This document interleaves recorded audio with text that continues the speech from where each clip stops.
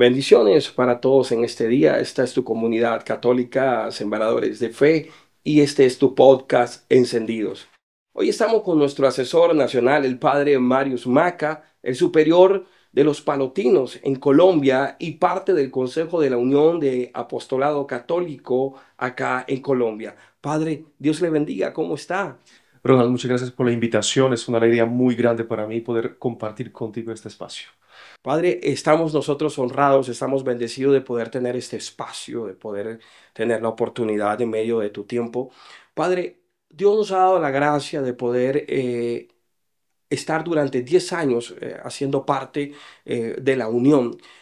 Y quisiéramos que seas tú, Padre, directamente explicándonos, enseñándonos cómo nace la unión, cuál es su objetivo, de qué manera las comunidades se vinculan a la unión y hoy día cómo es el trabajo de la unión.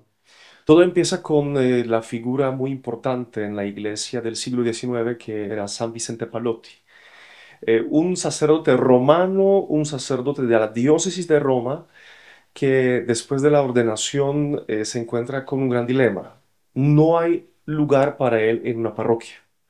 Entonces San Vicente Palotti, ¿qué hace? No toma una decisión que sale, incluso una propuesta que sale de la curia romana de quedarse él en la casa de sus papás, sino toma una decisión bastante radical de empezar una pastoral extraparroquial. Ok. Y él empieza a visitar, por ejemplo, los orfanatos de Roma, cárceles de Roma, escuelas, colegios, universidades, empezando una evangelización que en aquella época no era tan común. Eh, la mayoría de las formas de la evangelización se llevaban a cabo en los conventos y en las parroquias.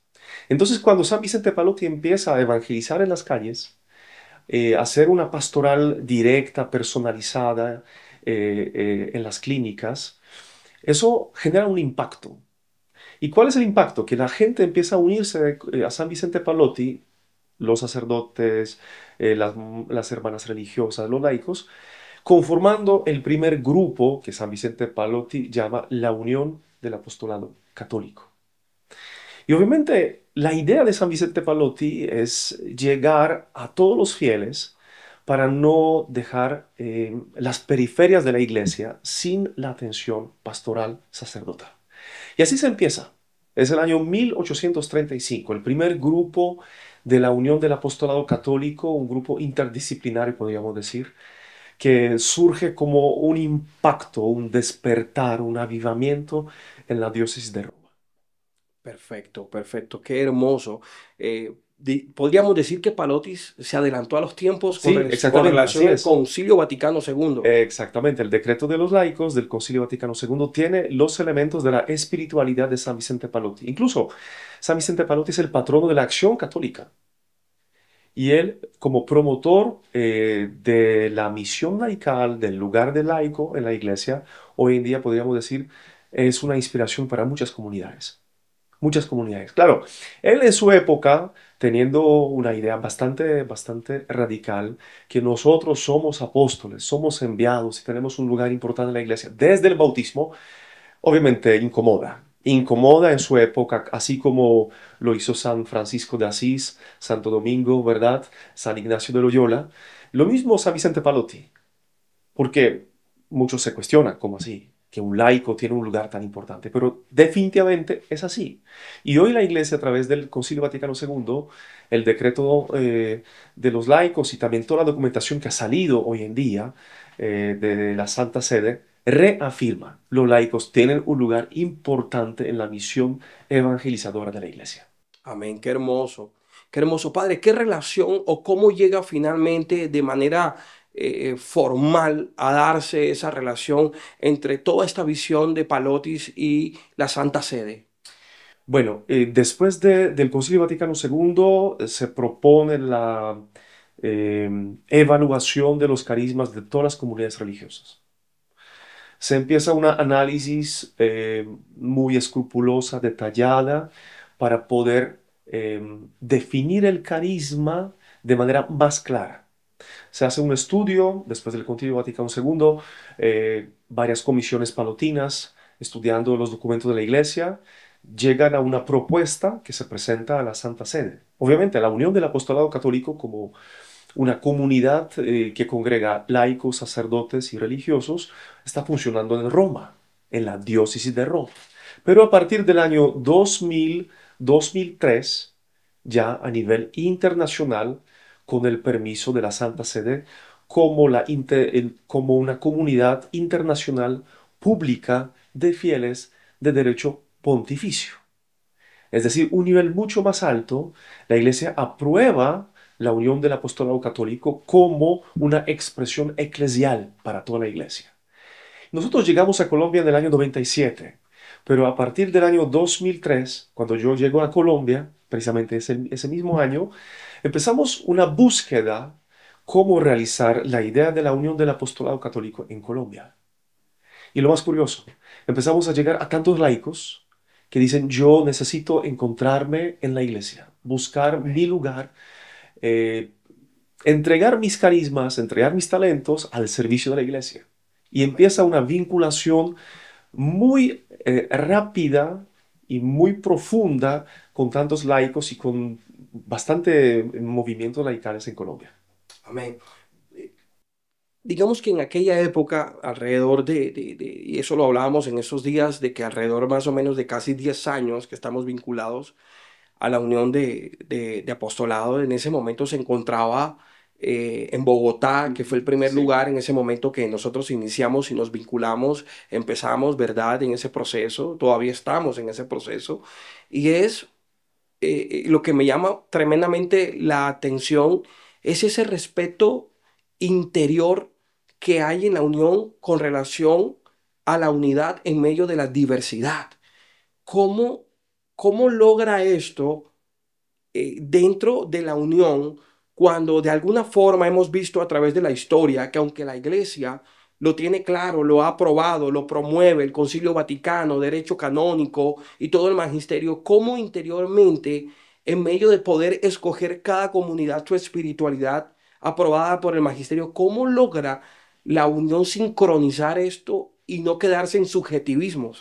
Sí, es una idea que proviene directamente del pensamiento de San Vicente Palotti, porque él, siendo conocedor, eh, teólogo, profesor de las universidades de Roma, conocedor de la espiritualidad católica, descubría que en la iglesia se vivía parcialmente la espiritualidad.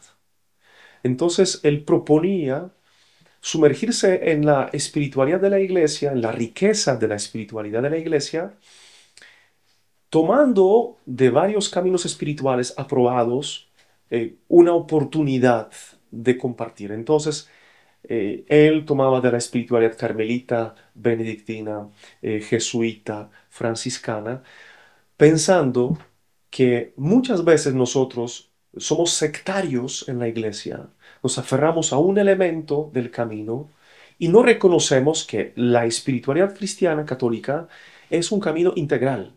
Entonces tenemos el amor por la Virgen María, la meditación o las formas de meditación bastante ricas, la vida carismática, la vida sacramental, la profundidad de la doctrina. Entonces, San Vicente Palotti propone que lo mismo que él lo había visto como una gran oportunidad, lo viviera también la unión del apostolado católico, encontrando la diversidad en todas las dimensiones de la iglesia, por ejemplo, la espiritualidad, la pastoral, que no nos enfoquemos únicamente en una forma limitada del apostolado y la pastoral, sino que abordemos todas las frentes que se nos presentan hoy en día. Y lo mismo a nivel comunitario. Lo más curioso, porque nosotros tenemos comunidades con una inclinación, por decirlo así, tradicional o tradicionalista, Excelente, ok. que están cultivando la profundidad de la liturgia antigua, la liturgia tridentina, y no solamente, sino hablando un poquito más de las liturgias de las iglesias católicas orientales, que yo creo que a nivel de Colombia no se sabe mucho, Así es. ¿verdad? Entonces, esas comunidades forman parte de la unidad, cultivando su espiritualidad, pero cooperando también con otras comunidades o ministerios que, por ejemplo, manifiestan un enfoque carismático o Como nosotros, como los sembradores de ustedes. fe, que aunque Exacto. no pertenecemos a la renovación carismática, nosotros nacemos en la renovación y conservamos una espiritualidad renovada. Nuestro carisma es la transformación y nuestro patrono, el Espíritu Santo, para que la gente tenga la libertad de poder enriquecerse de cualquier santo, que fueron una de las cosas de primera mano que nos identificó mucho con la unión, porque siendo el Espíritu Santo quien le da santidad a los santos, quien los Ujú. vuelve santos, la gente no se tiene que sentir obligada a seguir un santo, sino que puede alimentarse abiertamente de todas las riquezas. Y otra patrona es la Virgen María. ¿En qué advocación? No, la Virgen María, para que se sientan Así es. libres de poder aprender de cualquier advocación o de pedir el auxilio de estas advocaciones en medio de cualquier necesidad. Y esto nos gustó muchísimo de Palotis, Claro. de San Vicente. Nos encantó muchísimo en su momento y ante todo porque respetaban, no habían contrariedades internas con relación a nuestro fervor renovado, a esos rasgos que se quedaron con nosotros a nivel carismático. Eso para nosotros hasta el día de hoy todavía, y lo vemos como una gracia. Una riqueza de la Es gracia divina. exacto, exacto. Ahora, ¿de qué manera hoy las comunidades se vinculan? ¿De qué manera las comunidades hacen parte? Porque, por ejemplo, en Bogotá, allá donde tenemos sembradores, actualmente en esta transición que estamos, pero por lo menos durante todos estos años en la Casa Jerusalén, que Ujú. hemos estado de la mano, por ejemplo, con comunidades como Jesús Salva a su familia, que hemos estado ahí, y somos comunidades que trabajamos de manera diferente y a mí no me deja de impresionar eso. Entonces la pregunta es, ¿cómo logran cobijarse a través de esta visión palotina de San Vicente hoy día las comunidades? Se vinculan sobre todo a través de un contacto fraterno. Es lo primero, que nosotros compartimos los espacios como hermanos sin excluirnos. ¿Qué es lo que nos une? Nos une la sana doctrina, la sana moral, la sana espiritualidad y el vínculo del Espíritu Santo con un propósito profundo de edificar la vida de los laicos en la iglesia. Todos los bautizados quieren encontrar su lugar. Entonces, provienen de una corriente diferente, una comunidad diferente, un espacio diferente, pero compartimos los espacios, como tú dijiste, Ronald, en Bogotá, en Casa Jerusalén, donde compartimos los espacios, compartimos la Eucaristía, por ejemplo, porque muchas veces llegamos a la misma Eucaristía, aunque las personas vienen de otras comunidades. Nosotros queremos mantenernos siempre unidos a través de la formación, a través de la oración, y también hay un vínculo formal. Primero porque ustedes, así como otras comunidades, la comunidad de Bogotá, la comunidad Betania, la comunidad Nazaret, Jesús salva a tu familia. Entonces, son comunidades que dicen la espiritualidad de San Vicente Palote, la espiritualidad integral, la formación integral y el apostolado integral nos identifica. Vamos a formar parte.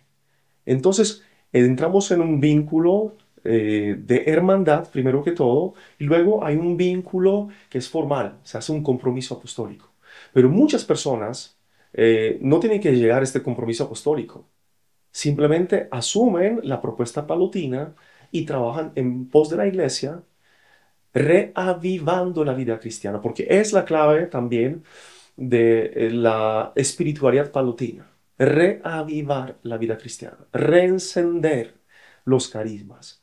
Que las personas llegando a la unión, por ejemplo, combatan la pereza espiritual, combatan la inferioridad frente a los talentos que tienen, para no esconder los talentos, discernir sus carismas, su llamado, su lugar en la iglesia.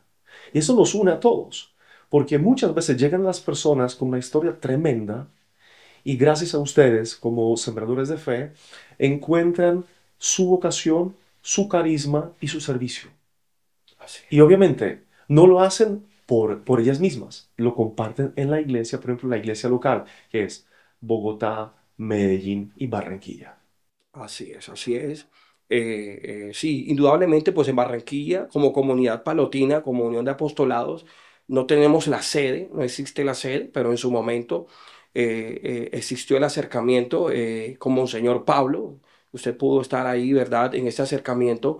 Y creo que este podcast, esta entrevista es muy importante, padre, porque creo que de alguna manera es importante entender, por ejemplo, de qué manera también Sembradores de Fe no solamente se vincula a una diócesis, sino realmente qué es la unión de apostolado, qué es la comunidad palotina y cuál es su función, ¿verdad? Y que de alguna forma ella funciona también desde la unidad en medio de la diversidad. Por eso nosotros podemos tener esos brotes también renovados, ¿verdad? Porque de alguna manera a nivel de la comunidad palotina son respetados y eso para nosotros es una bendición inmensa.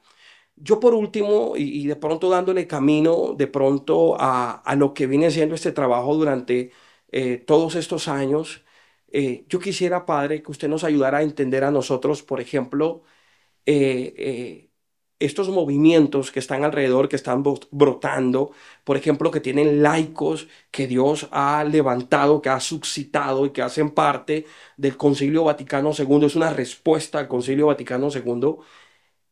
Ellos no necesariamente necesitan ser teólogos. Hay que tener en cuenta que existe el magisterio, está la formación del magisterio, están nuestros asesores espirituales, están estas múltiples riquezas que tiene la iglesia, ¿verdad? Que los alimentan día a día y lo que necesitamos son laicos que entiendan que tienen que dar razón de su fe y que tienen que formarse, pero no necesariamente sentirse inseguros, sentirse de alguna manera desaprobados porque no tienen un título de teología. La pregunta es, Padre, ¿qué mensaje le podemos dar a esos que quieren aspirar a un laicado, a estar activos, a participar del llamado y honrar la gracia bautismal? Creo que vale la pena mencionar recién canonizados San Pier Giorgio Frassati, un laico, un joven laico de Roma, de Turín, que está vinculado profundamente en la misión evangelizadora, en las obras de caridad, y no tenía ningún título de teólogo. Y fíjense, en su época nadie le ponía trabas, por decirlo así, en la diócesis. Le permitían abiertamente hacer actividades de índole espiritual y nadie lo calificaba menos porque no tenía un título de teólogo. Mientras una persona en la iglesia, siendo laico, bautizado, recibiendo esta unción del Espíritu Santo a través del bautismo, la vida sacramental, oración y formación, está en el marco de la sana doctrina, yo siempre lo voy a mencionar, sana doctrina, sana espiritual y sana moral, está bien. ¿Por qué? Porque eh, Faustina escribe en su diario cosas espirituales de tanta profundidad, pero ella no es teóloga. Y la iglesia aprueba sus palabras porque no tienen ninguna herejía. Ella dice lo que dice el Evangelio, lo que dice la iglesia. Tenemos que entender que el Espíritu Santo en los laicos y nosotros los sacerdotes y los obispos tenemos que llenarnos de la santa humildad y reconocer que el Espíritu Santo da gracias infusas a los laicos. Y muchas veces, muchos laicos son instrumentos de evangelización a través del Espíritu Santo y no a través de los estudios teológicos. Y por el otro lado, hay muchos sacerdotes teólogos que son herejes, Así es. que dicen cosas que no son, que cuestionan el magisterio de la iglesia. Entonces, ¿de qué les sirve un título de teólogo si están dividiendo la iglesia? Entonces yo digo, queremos dirigirnos a todos los laicos, descubran sus carismas, busquen su lugar en la iglesia, no tengan miedo, no se sientan inferiores. San Vicente Palotti decía que somos iguales, somos hermanos entre el obispo, desde el obispo hasta un laico común y corriente. Por la unción bautismal somos hermanos. Y es lo fundamental, que el bautismo de verdad nos da un privilegio, nos da una gracia especial para ser importantes en la iglesia y ser discípulos y enviados. Que tengamos en cuenta que no solamente discípulos, también como apóstoles. Amén, qué hermoso, qué hermoso.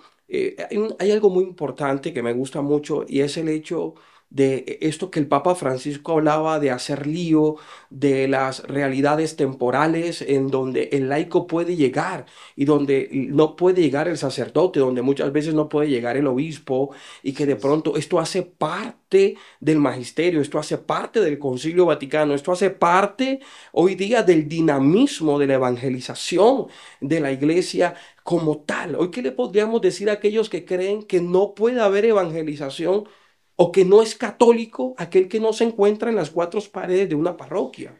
Yo pienso que la idea de la nueva evangelización, lo que promovía en su época San Juan Pablo II, es un fruto del pensamiento del Concilio Vaticano II. Yo creo que si nosotros llegamos no a las opiniones de los sacerdotes, sino a la doctrina, a la base que tenemos en los documentos de la Iglesia, vemos que en los documentos, tantos documentos, porque son muchísimos, se menciona, por ejemplo, la vida familiar, la vida laboral, la vida de la política, la ciencia y los espacios donde realmente sí, a veces es muy complicado llegar como sacerdote, que son los hospitales, las cárceles, universidades. Son espacios y experiencias dinámicas para las funciones laicales y tenemos que reconocerlo. Y voy a citar San Ignacio de Loyola. Él decía, en nuestra comunidad no vive me gusta y no me gusta. Y yo pienso que tenemos que entender todos, aquí en la Santa Iglesia de Cristo, como bautizados, nos regimos por el magisterio, por el santo magisterio de la Iglesia, los documentos de la Iglesia, no por los pareceres de nosotros los ministros, ni Excelente. tampoco por los puntos de vista personales de los laicos. Y es lo fundamental. Si nosotros obedecemos a la Iglesia, así como lo describe el magisterio, nosotros podemos encontrar la unidad y el fervor, porque nos damos cuenta que de verdad la iglesia nos llama a hacer nuestra pastoral en la parroquia, pero también fuera del contexto litúrgico. Un cierto sacramentalismo que nos pueda acompañar, es decir, concentrarnos solamente en el sacramento, no es suficiente y nunca ha sido suficiente. ¿Qué hacía San Francisco de Asís? ¿Por qué salía a las calles para predicar el Evangelio a los pobres? Porque no era suficiente vivir de los sacramentos, porque no había predicación, porque no, la iglesia no se dirigía a los marginados, a tantos lugares donde había una profunda sed del Evangelio. Por eso, claro, nosotros lo que, Ronald, hoy estamos mencionando no es nada nuevo. La iglesia en salida, como decía el Papa Francisco, no es una novedad, sino es un clamor. Recuerden lo que dice la iglesia, no podemos encerrarnos en cuatro paredes. Y como un ejemplo, yo les puedo decir, el comunismo. El comunismo en Polonia decía, ustedes como católicos no pueden predicar el evangelio fuera de los templos. Si quedan, se quedan tranquilos en las cuatro paredes de los templos, no los vamos a molestar. Fíjense, el comunismo tenía una idea que la religión sí podía servir, bueno, pero a escondidas, sin salir a las calles, sin llegar a las universidades, sin tocar la religión en los colegios, mucho menos en las cárceles y mucho menos con el ejército y la policía. Entonces no podemos ahora incitar un pensamiento, por decirlo así, comunista, limitado o incluso, yo no tengo miedo de decirlo, masónico también, Excelente. porque es mismo pensamiento, de la misma corriente para encerrarnos. Tenemos que salir. La iglesia en salida. ¿Y qué? ¿De quién es esta palabra? Del Papa Francisco. La iglesia en salida. Así es. Así Entonces lo es. vamos a hacer. ¿Por qué? Porque la iglesia nos da el aval a través de los documentos. Hay algo que leía en la Lumen Gentium que habla de que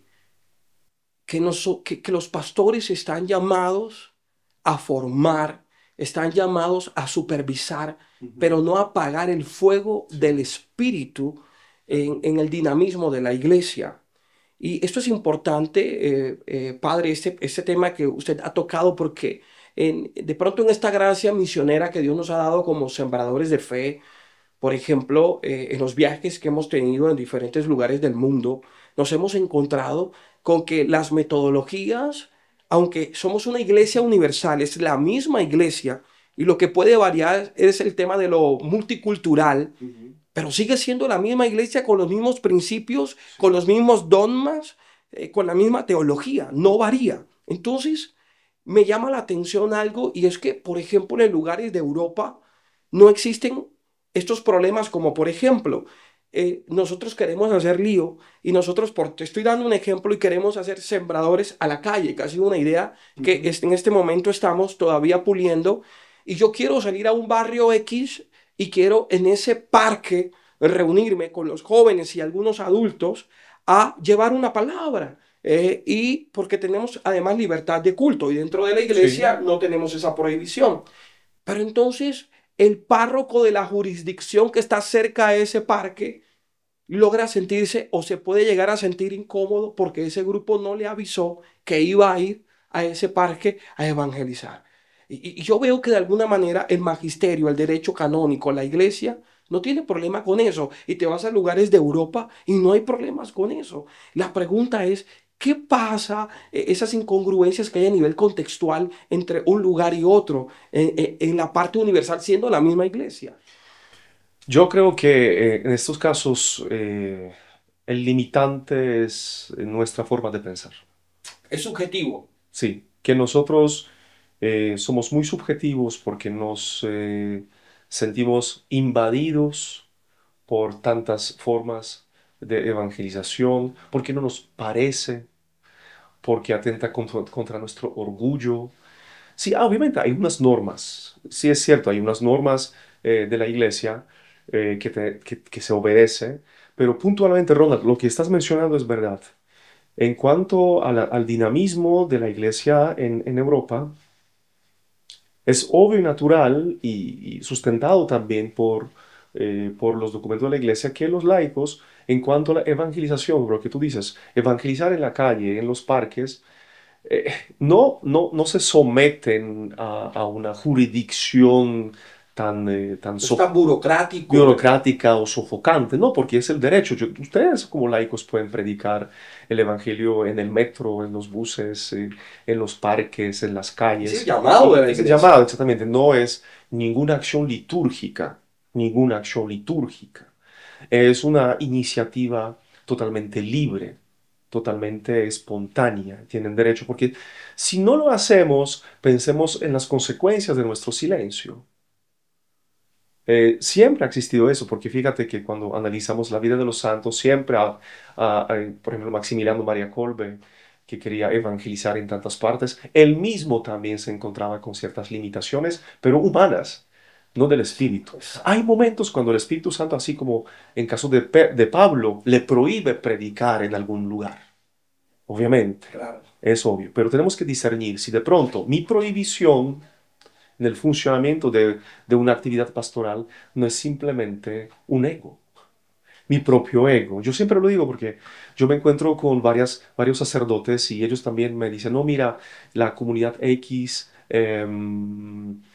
dice que al padre no le gustan los carismas. ¿Cómo así que no le gustan los carismas? Entonces, la iglesia es de gustos, ¿no? Lumen Gentium menciona que existen los dones extraordinarios. Entonces, bueno, si el padre no sabe en qué consisten los carismas, que aprenda, que estudie. O busco a alguien que Sí, sí sea afín a esa sí, espiritualidad y se sí, sí. encargue no de apagar ese fuego, Exacto. no Sí, entrar sí, en sí. prohibiciones que finalmente terminan sesgando la salvación de las almas, la Sí, sí, restauración de exacto. matrimonios, de jóvenes, consolar a los deprimidos, ¿sí? Darle una palabra de aliento al que está caído, que realmente es ahí donde debe estar la mirada colocada, ¿no? Sí, Con la exactamente. El necesidad. bien. Yo pienso que siempre la gloria de Dios, la salvación de los demás, no mi propio ego. Yo lo hago de mí porque he tenido también momentos de un cuestionamiento con ciertos grupos, ¿verdad? Pero no es, no es apagar el fuego, no es negar, porque en muchos casos, el Espíritu Santo suscita una idea y mirando las comunidades que están actualmente en la iglesia, muchas de ellas surgían así de esta manera. Bendiciones para todos en este día. Somos tu comunidad Sembradores de Fe y queremos invitarte a nuestra gran asamblea todos los miércoles a las 6:30 p.m. acá en la ciudad de Barranquilla, en Conbarranquilla, sede Country. E invitarte a nuestro gran encuentro virtual en nuestro canal de YouTube todos los viernes a las 4 a.m. Nuestro gran ayuno. Quiero invitarte a que nos sigas en nuestras redes sociales, Instagram, TikTok y Facebook. Y recuerda que Dios quiere encenderte. Y en muchos casos la idea, la inspiración no viene desde Roma, sino muchas veces desde lo básico, desde lo pequeño, desde la vida de un laico que encuentra la acción del Espíritu Santo y empieza a formar un apostolado nuevo, una iniciativa renovada para la iglesia, lo que antes no existía.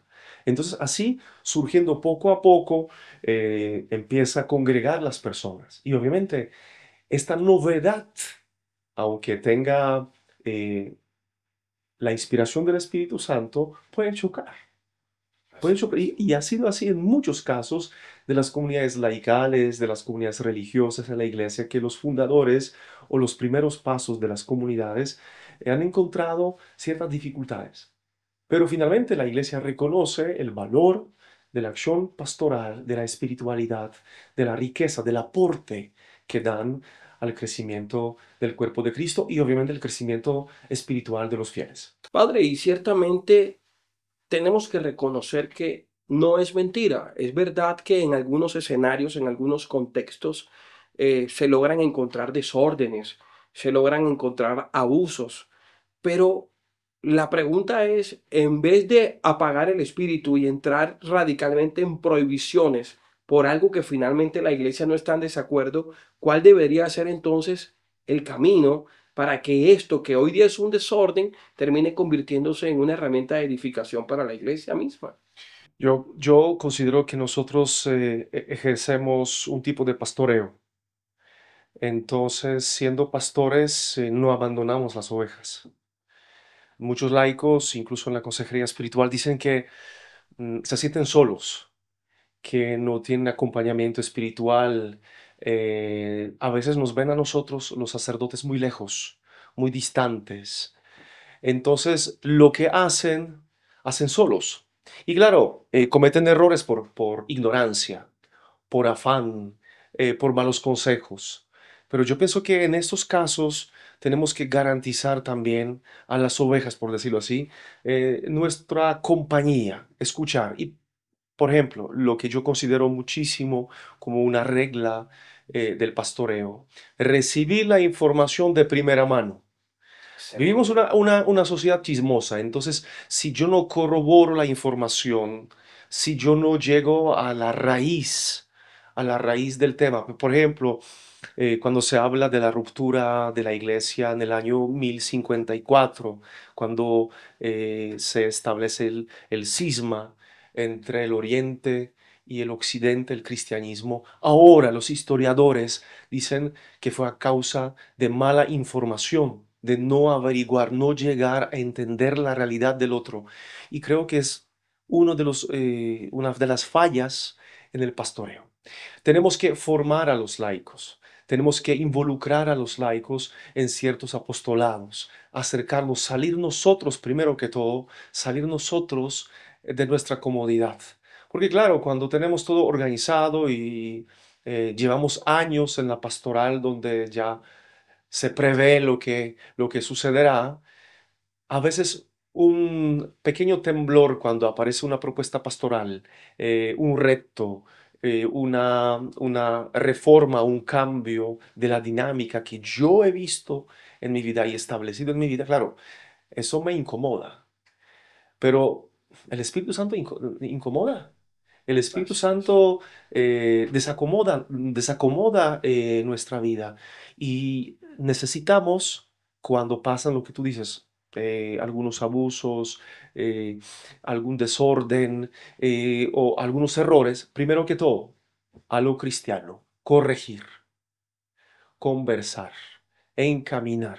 Sí, yo creo que es mucho mejor porque tenemos que encontrar una sintonía entre nosotros, el clero, y la iglesia laical, por decirlo así, que es mayoritaria. Eso sí, 99.9 de la iglesia son laicos.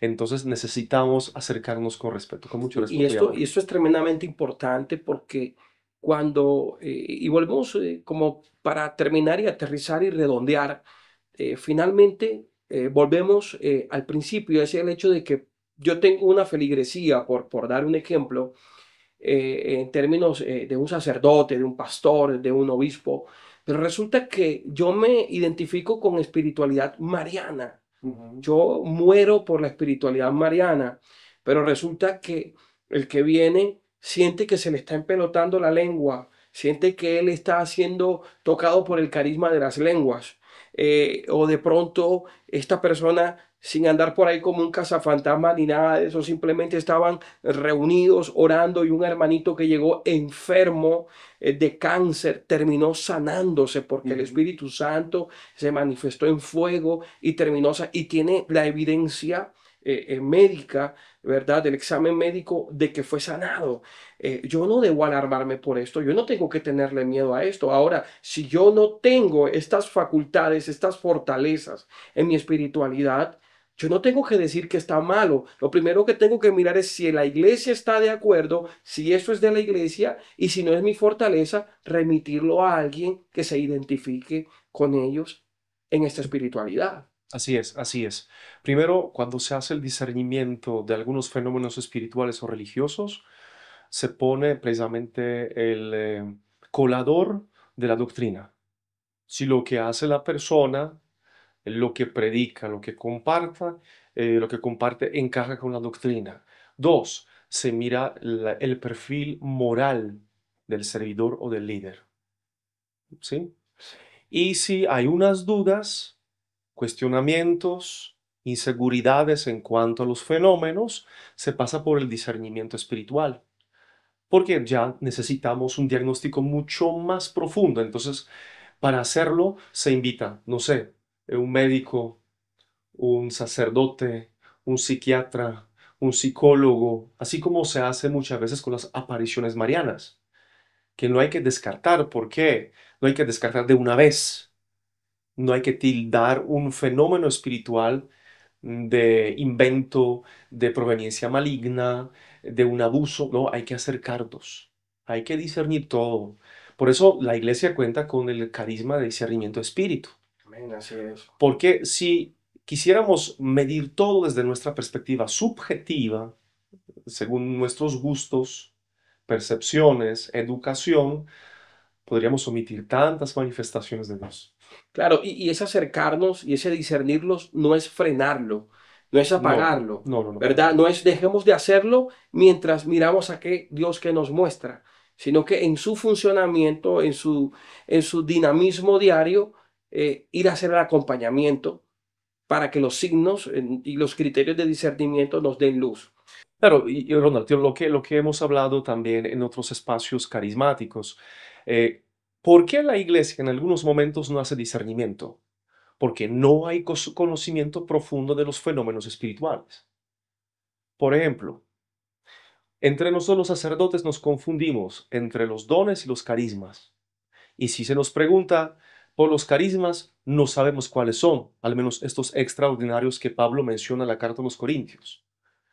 Cuando a veces uno habla con los sacerdotes, incluso estudiosos, no saben distinguir entre la oración de exorcismo y la oración de liberación, no saben cuál es la diferencia.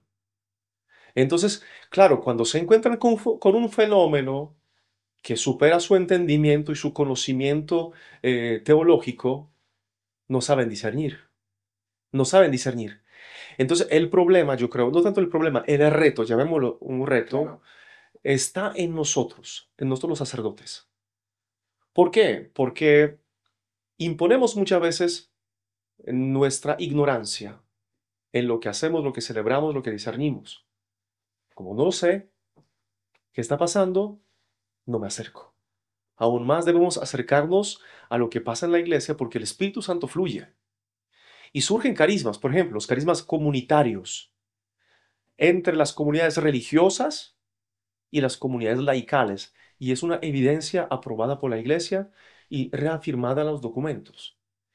Y yo no puedo descartar algo simplemente porque no tengo instrumentos en mis manos. Si yo no sé discernir, invito a un sacerdote, invito a un médico, un psiquiatra, un psicólogo, para que vayamos discerniendo un fenómeno que puede ser que haya venido del Espíritu Santo como una novedad para la iglesia.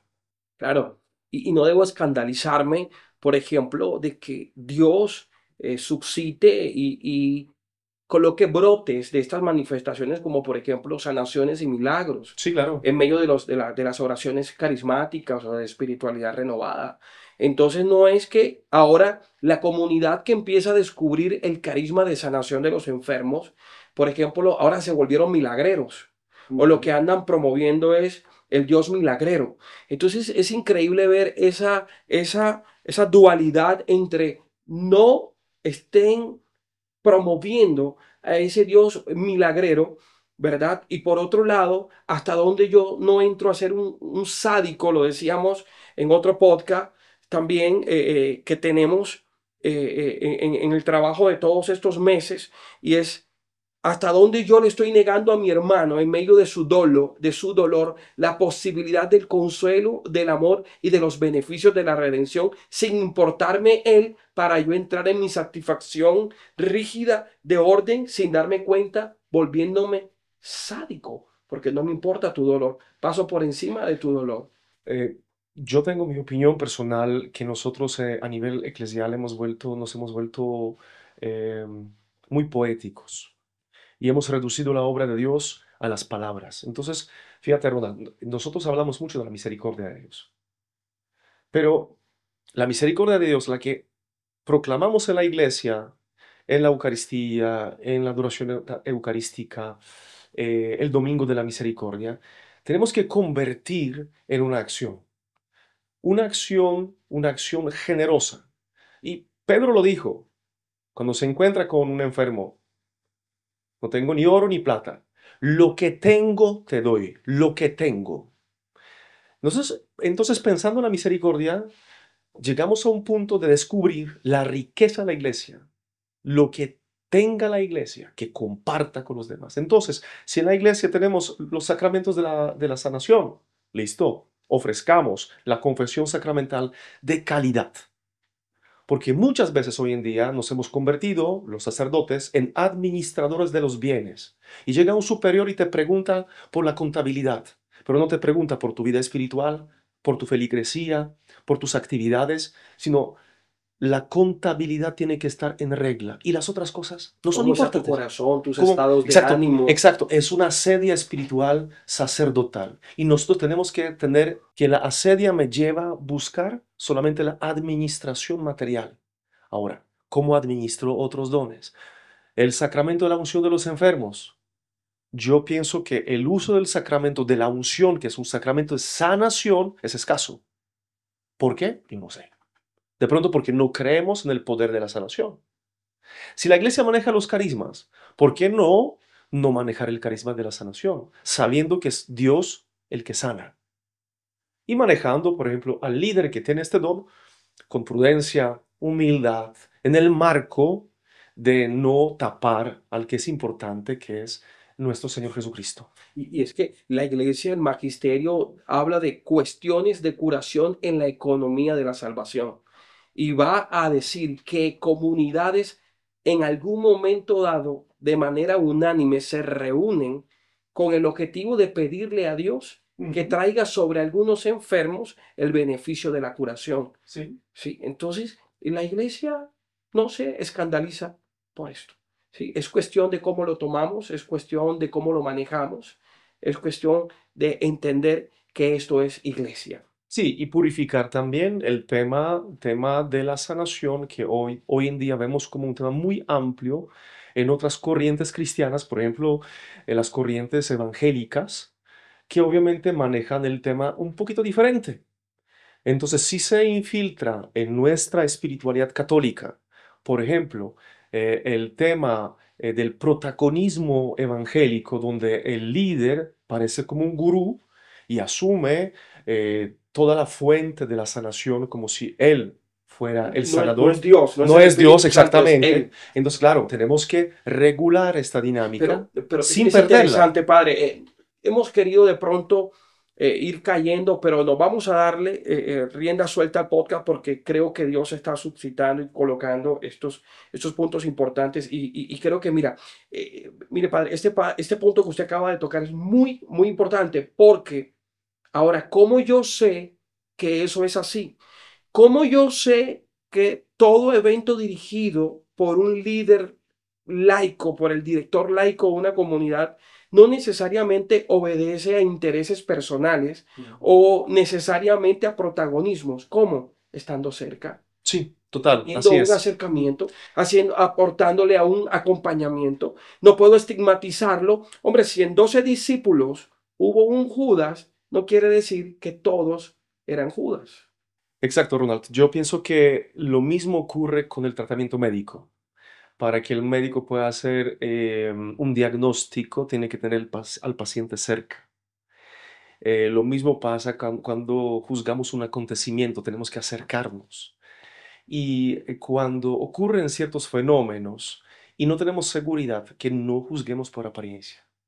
Escuchemos al Señor, escuchemos lo que Él nos indica, porque podemos sacar conclusiones simplemente por no estar cerca, por recibir una información falsa, por confiar en nuestra imaginación, por guiarnos por nuestra ignorancia. Entonces, acompañando tan de cerca, podemos decir, mira, hay que cambiar eso, aquello.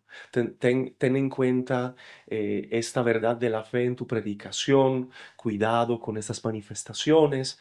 Sí, es el pastoreo, es el pastoreo. Por eso San Vicente Palotti resalta tanto, porque él obviamente se dirigía a las masas, pero el pastoreo de él era individual, de cerca, para conocer el corazón de los laicos y guiarlos por el camino de fe. Procesos. Procesos. Procesos.